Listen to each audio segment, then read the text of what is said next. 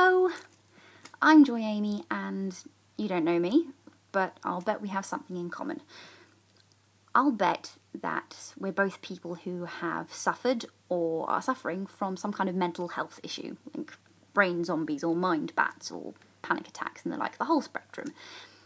Either that or you know someone who has or is, a family member, a friend, that wonderful person that you're in love with.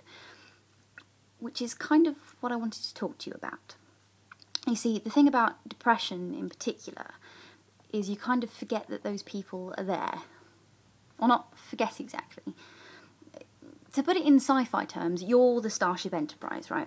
And you're flying around with your shields up, seeking out new life and new civilizations.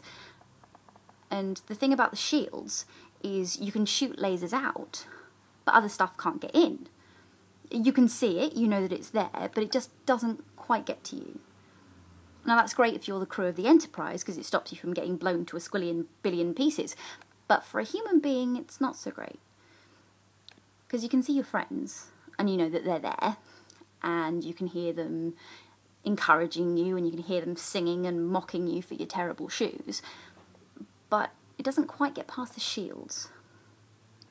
I suppose what I mean is you can see it, but you can't quite process it.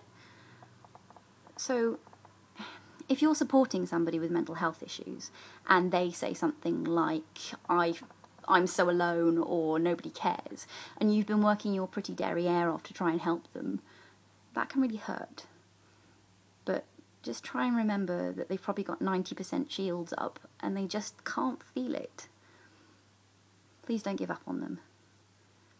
And equally, if you're the one flying the spaceship, try to remember that even though you can't process the emotion, they can. They can feel it.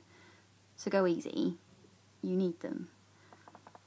Now, I'm pretty lucky in that I have a very supportive family, and I wouldn't have even realised that my sickness was depression unless my mum had spoken to me about it. But I'd like to talk to you about my best friend, because I genuinely believe that she saved my life. Now, at the time, my mind was all over the place. And I could go out with my friends, I could go dancing, I'd be laughing, doing all the stuff that I'd normally do, but it wouldn't quite go in. I didn't feel any of it. And to me, life was nothing. It didn't mean anything.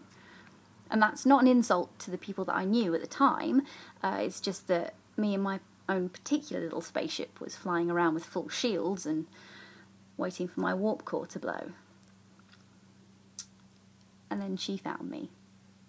One little Romulan warship with its lasers just getting through just a little bit. And I didn't like it at first. I bottled everything up and there it was supposed to stay because I thought it would hurt somebody if it came out. But she is a stubborn little pickle. And she stayed up with me all night, waiting for me to say something, giving me the time to do it in my own time. And she must have gone to work knackered, sitting up with me saying nothing for hours and hours, and then starting to babble at her about 5 in the morning.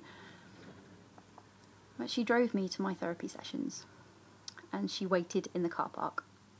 She didn't go away, she waited in the car park.